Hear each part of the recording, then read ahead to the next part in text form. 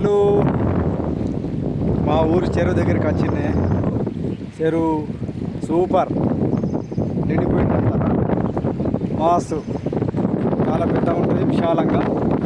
మా గ్రామం చెరువు వాడకాలం గ్రామ పెద్ద చెరువు. పోయిన సంవత్సరం కరువు అయిపోయింది. చెరువు కట్ట ఫుల్ నిండి తెగిపోవడం వల్ల అందరు నిరాశ చెందారు. అక్కడ కనసూచుడు అక్కడనే తెగిపోయింది. ఇంతకుముందు అక్కడ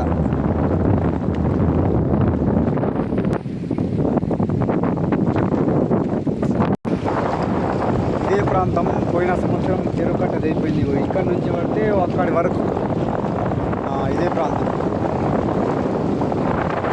ఎంత పెద్ద ఉంది చెరువు, చాలా పెద్ద ఉంటుంది.